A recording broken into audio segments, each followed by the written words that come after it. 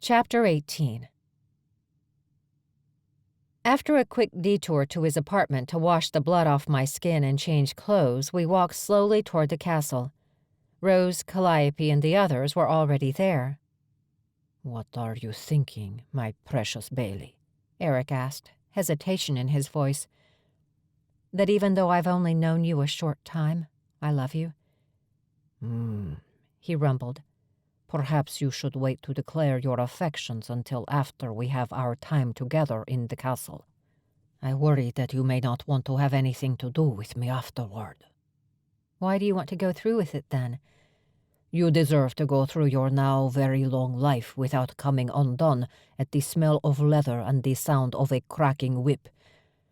Submission can be a beautifully exquisite exchange, and I want you to see that part of it. Not the ugly, abusive part your ex-human male punished you with." Oh. I shivered at the mention of the whip. He was right. It did bother me. I dreaded hearing or seeing it, even now. It didn't matter that I was a vampire with supernatural strength, fangs, and the ability to protect myself. I proved that by taking down Darius. Yet the thought of restraints or a whip completely terrified me. Given the choice, I would hide from them still. I had no clue how he thought he could get me over it. The idea that a scene in a place called a dungeon could be beautiful was doubtful in my mind. But I trusted him completely. If he really thought he could help, I was willing to let him try. The great doors of the castle opened, and a wave of heat rolled over my cool body. When I looked up, Miles's honey-brown eyes stared down at me from the gaping entryway. I knew it was Miles, even before I saw the telltale scar above his eye. Miles didn't smile. His brother Eli was always grinning, even though his eyes held great sorrow. Both of them were saddened by something terrible, but they each dealt with it differently. Miles hid behind a gruff exterior and Eli behind a smile. I had a feeling it had to do with the woman Erick had mentioned when they confronted me in his house, Diana. Miles bent to give me a hug. "Everyone is ready and waiting for you in the main courtyard." "Thank you, Miles," I said, still a little shocked by the show of affection. He and Erick nodded to each other, and we paused to wait while Miles secured the huge front doors. I watched in awe, amazed he was moving them at all without any type of mechanical assistance. The doors were easily a foot thick and wrapped in wrought iron. Can anyone else open those doors? The light in the entryway dimmed as the door slid slowly into place, leaving only the soft glow from the chandeliers high above our heads. The dark floors and walls, while decadent and polished, still made the place seem more like a cave than a castle. Miles pulled down a heavy bar from the side of the entrance, and it dropped into place across both doors. The thump of the bar echoed ominously through the room. I swallowed, wondering if there were any other exits from the castle that didn't require help to open. "Rose can," Miles finally answered, bringing me back from my thoughts. "But it would take several vampires or wolves working together to get them to budge." Wow.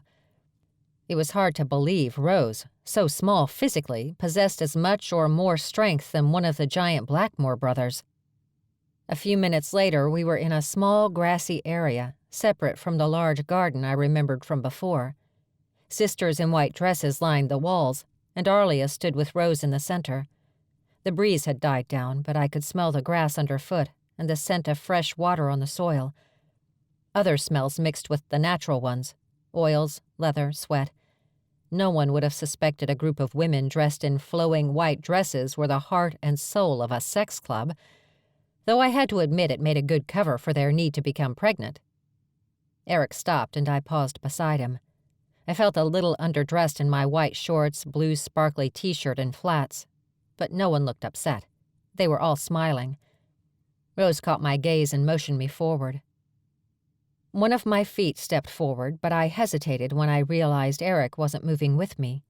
"I have to stay here. You will be fine, Share, I promise." "It won't hurt?" "It tingles a little, but nothing worse than a static shock." I took a deep breath. The action relaxed my brain, and I stepped forward. The sisters parted, creating a straight path through the well-trimmed lawn to the center of the group. When I reached them, Arlia took my hand and kissed the top of it. "Thank you for accepting the role as 5th protector of the House of Lamadai. We will forever be indebted to you." "This is where I belong," I answered. "I know that now." "I have dreamed of you since you were a baby. It has been so many years since a protector was chosen. We are blessed by your presence, Bailey DeRoth. Welcome to Sanctuary." "Thank you." I didn't know what else to say. I meant it, but the crowd was making me nervous. I wished they would just get whatever they were going to do over with. Rose stepped forward and took my hand from Arlia. She turned me so that I was facing east.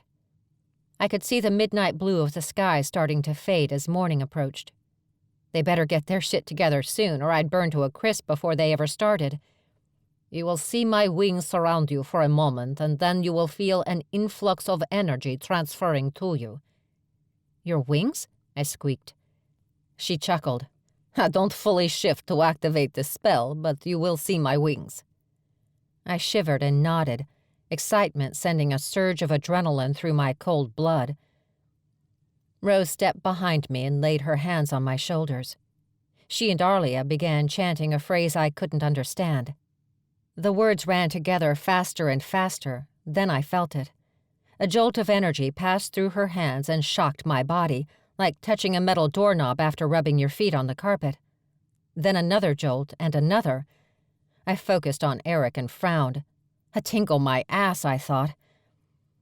The flow of energy increased and I gritted my teeth.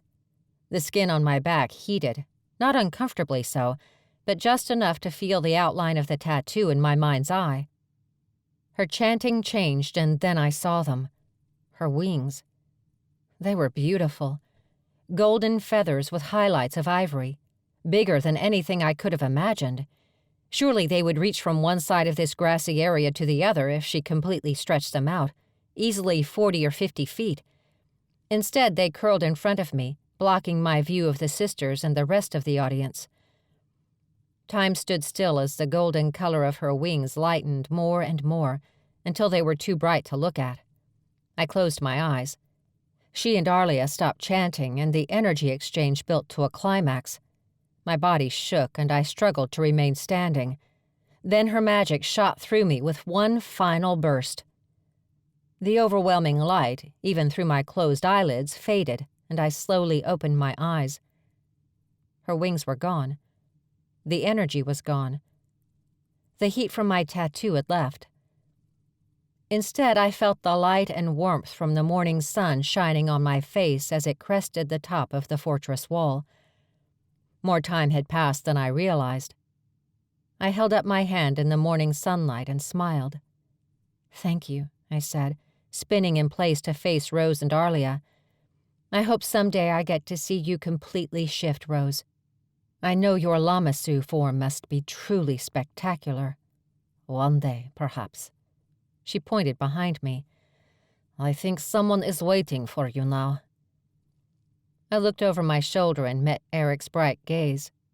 Strength radiated from him toward me like the sun's rays warming the earth.